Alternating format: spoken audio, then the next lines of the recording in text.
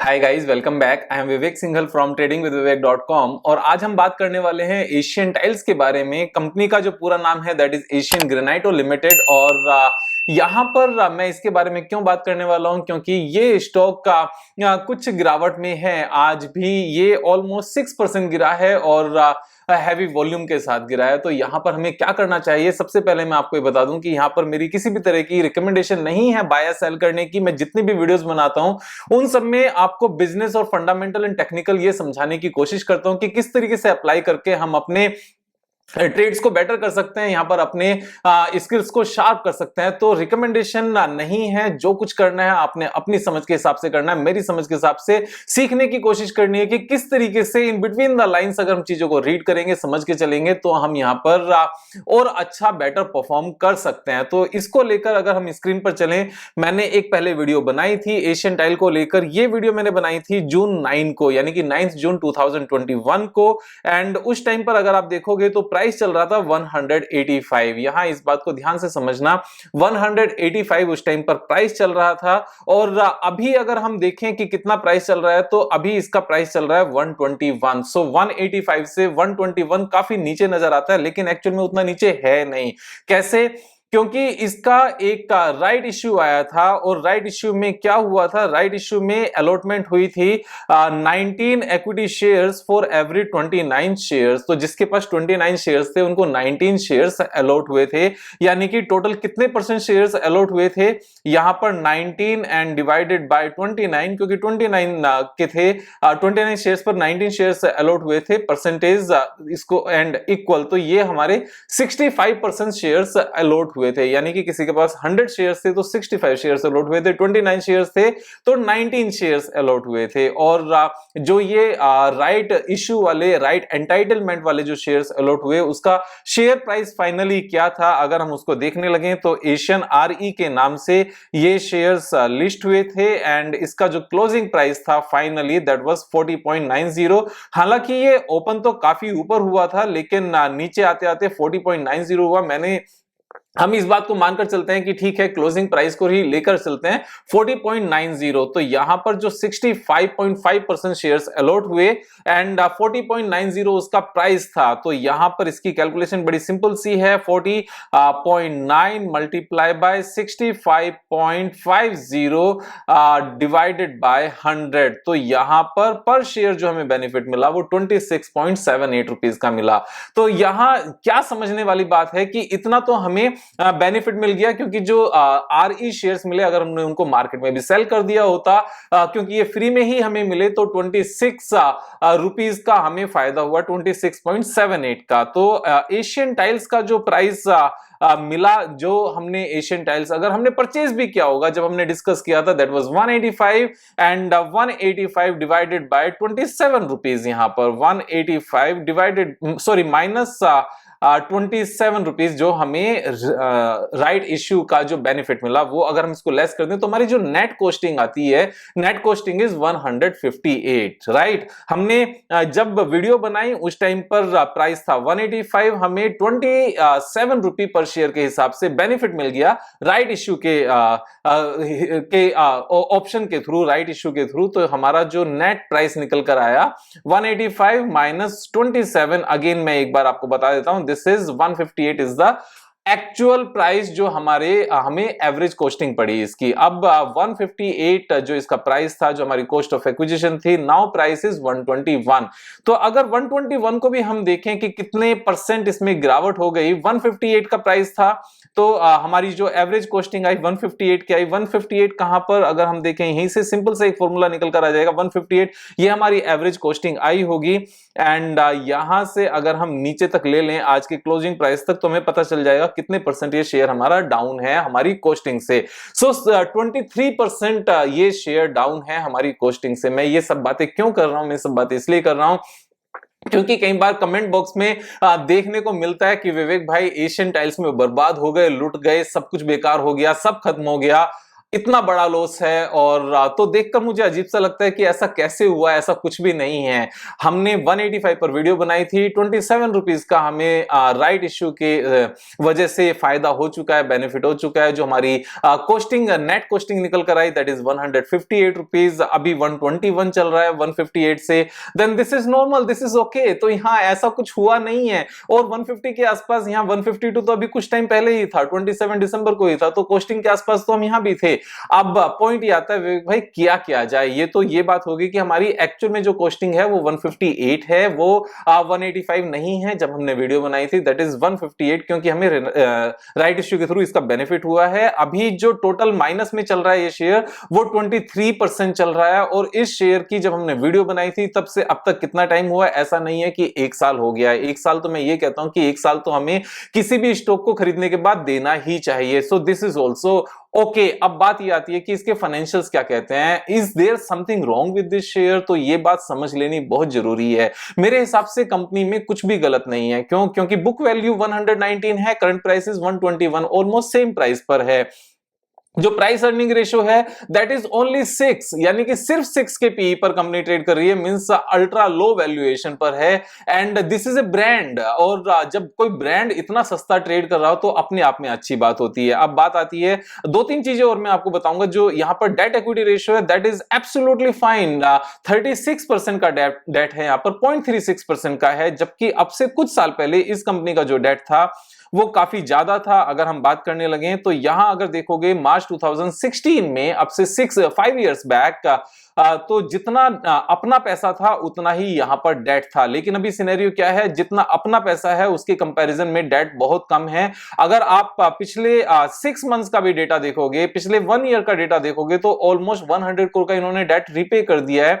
मार्च 2021 से सितंबर तक का भी डेटा देखोगे तो यहां पर इन्होंने ऑलमोस्ट 52 करोड़ रुपीस का डेट रिपे किया है। और अपना जो फंड है कंपनी का वो स्ट्रॉन्ग होता जा रहा है। तो यहां पर जहां 100% के आसपास का डेट इक्विटी रेशियो था, वहां अभी वो डेट इक्विटी रेशियो कम होकर सिर्फ और सिर्फ 36% रह गया है। तो यहां बैलेंस शीट स्ट्रॉन्ग होती गई है लगातार। एक और इंपॉर्टेंट पॉइंट कि 2016 में जब इनका date equity ratio almost equal था, उस टाइम पर इनकी फिक्स्ड एसेट्स कितनी थी, 400 करोड़ की, और अभी कितनी है, 479 करोड़ की। तो यहां पर इनकी इंस्टॉल्ड कैपेसिटी इंक्रीज हुई है, ये भी एक प्लस पॉइंट है यहां पर। और मैं आपको 2-3 चीजें और बताता हूं। यहां पर एक जो पॉइंट आता है कि विवेक भाई इनके पास जो प्रोमोटर्स शेयर होल्डिंग है वो सिर्फ और सिर्फ 26% है, 26% शेयर होल्डिंग है, दैट इज फाइन।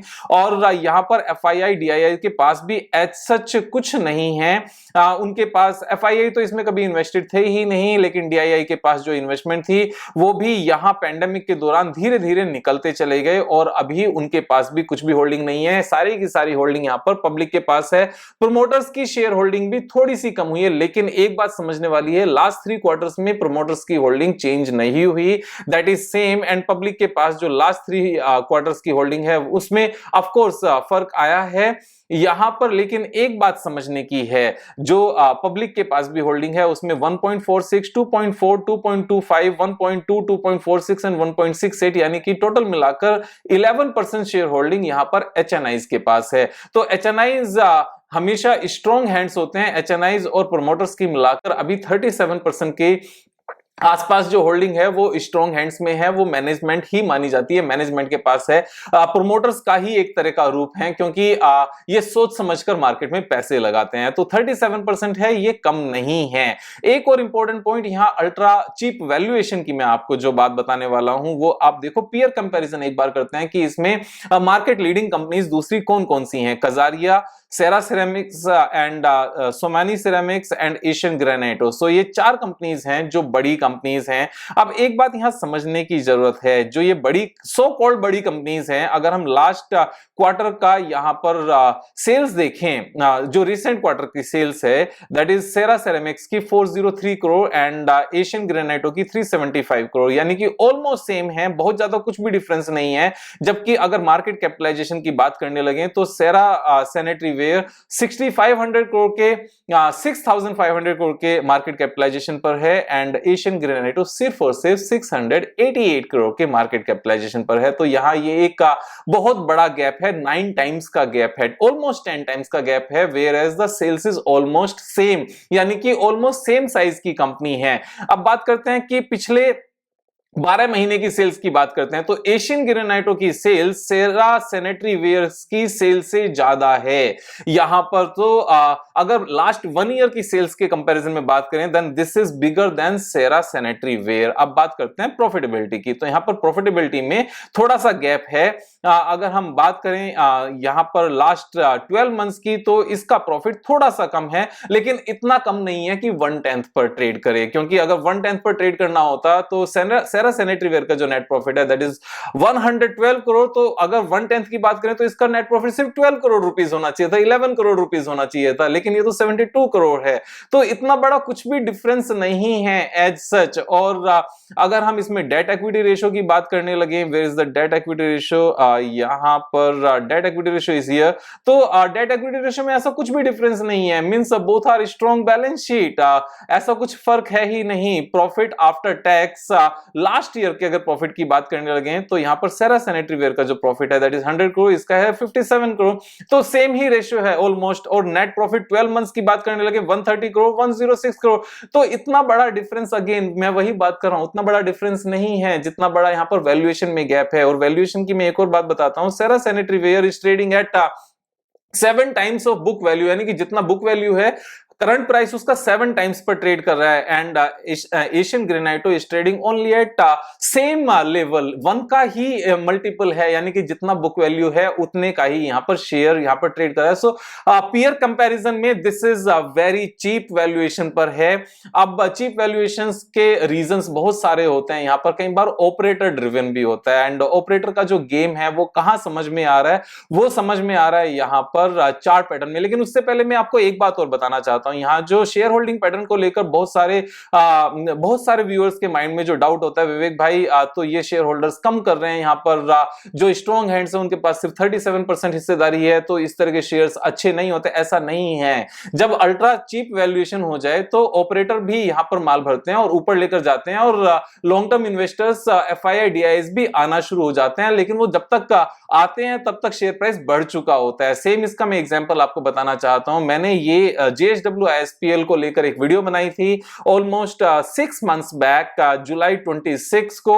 और अगर हम जेएसडब्ल्यू आईएसपीएल की बात करने लगे तो उसके बाद ये प्राइस ये नीचे भी गया, लेकिन अभी वापस से ऊपर भी आना शुरू हो गया लगातार। तो यहां अगर आप एक चीज देखोगे, जेएसडब्ल्यू आईएसपीएल की जब हम बात कर रहे हैं तो क्या इसकी शेयर होल्डिंग पैटर्न में दिक्कत है? Yes, this is exactly same जैसे अभी एशियन ग्रेनाइटो का नजर आता है। पब्लिक के पास 40% हिस्सेदारी है एंड प्रोमोटर्स के पास हिस्सेदारी यहां पर कम हुई है, और एफआईआईज के पास भी एज सच कुछ नहीं है, एंड डीआईआईज ने भी यहां पर अपना माल लगातार सेल कर दिया है, लगातार सेल कर रहे हैं। तो ऐसी कोई बात नहीं है, ये सब चीजें चलती हैं and all this is normal, इतना कोई बहुत बड़ी बात है नहीं इसमें। जब बाकी पैरामीटर्स बाकी सारे डेटा अच्छे हो तो एक पर्टिकुलर पॉइंट से बहुत ज्यादा फर्क नहीं पड़ता, और over a period of time जब सस्ती चीज अवेलेबल रहती है तो वो चीजें ग्रो करती हैं। अब एक और मैं अगर आपको न्यूज बताऊं, अगर इसकी वेबसाइट पर जाकर देखें इनके प्रोडक्ट्स क्या क्या हैं, तो ये सारे ही प्रोडक्ट्स में हैं। ये पार्किंग विट्रीफाइड टाइल्स में है, मार्बल्स में ये लोग हैं, फ्लोर टाइल्स में हैं, किचन टाइल्स हैं, मींस टाइल्स सभी तरह की हैं, बाथवेयर में भी हैं। अब जो बाथवेयर का जो इनका बिजनेस है, this is a new business as such. अगर हम इसके बारे में रीड करने लगे तो इनका अगर रेवेन्यू मिक्स कर देखें हम कि कहां से कितने परसेंट इनकी रेवेन्यू आती है, तो वो यहां से पता चलता है। अगर हम इसको एशियन ग्रेनाइटो को एक बार हमें ओपन करना पड़ेगा, एशियन ग्रेनाइटो को हमने ओपन किया, रेवेन्यू मिक्स में गए, यहां से हमें पता चलता है कि 77% जो बिजनेस आता है वो आता है टाइल से, एंड मार्बल से आता है 14% बिजनेस। एंड जो यहां पर बाथवेयर है, बाथवेयर इन्होंने जो लॉन्च किया था वो दिसंबर 19 में ही लॉन्च किया था, इसको लॉन्च किए बहुत ज्यादा टाइम नहीं हुआ है एंड दिसंबर 19 के बाद जैसे ही 20 स्टार्ट हुआ, यहां पर कोविड आ गया, सारी चीजें रुकी, काफी हद तक रुकी और वापस से बिजनेस रिवाइव करना शुरू करेगा। So this particular business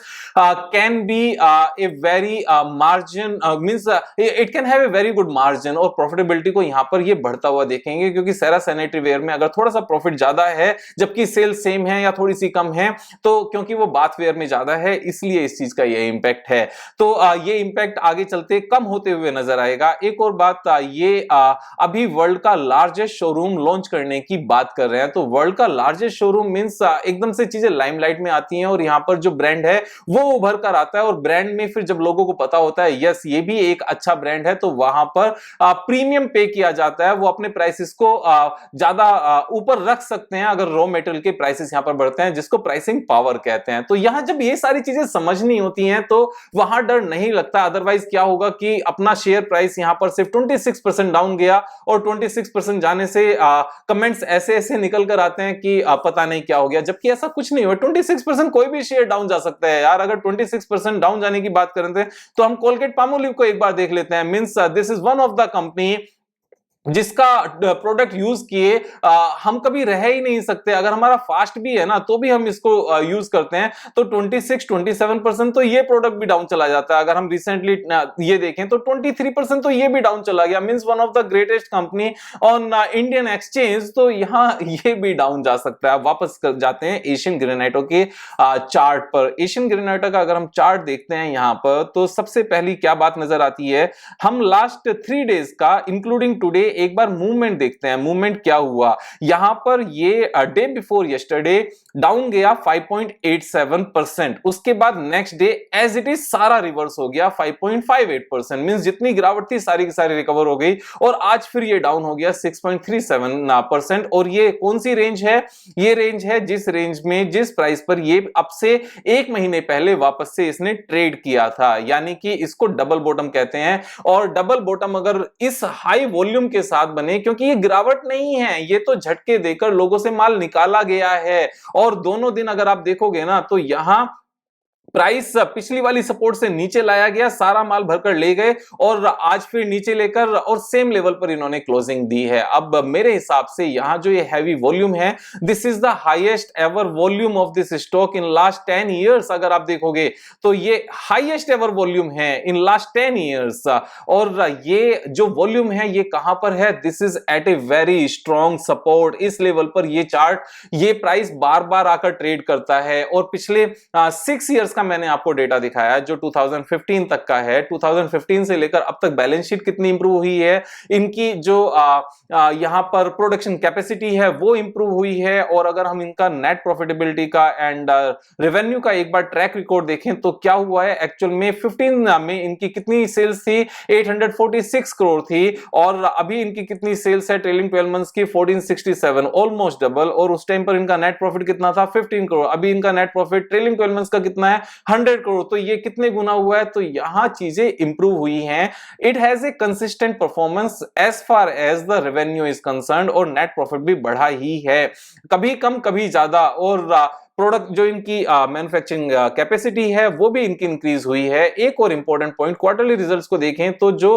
pandemic है इनका बहुत स्मूथ निकला है। सिर्फ और सिर्फ एक क्वार्टर में इनका माइनस में आया, वो भी छोटा सा माइनस आया है, कोई बहुत बड़ा माइनस की फिगर नहीं है। अगर हम यहां पर कैश फ्लो की बात करें तो ऑपरेटिंग कैश फ्लो इनका आज तक प्लस में रहा है। इसका मीनिंग ये होता है कि जितना ये नेट प्रॉफिट कमाते हैं सारा का सारा प्लस में है। तो जब बिजनेस अच्छा हो, ग्रोइंग बिजनेस हो, थर्ड लार्जेस्ट प्लेयर हो मार्केट में, बैलेंस शीट स्ट्रांग होती गई हो, रेवेन्यू लगातार बढ़ी हो, कैपेसिटी लगातार बढ़ी हो, they are working hard to make their brand better by launching big size, means world's largest showroom.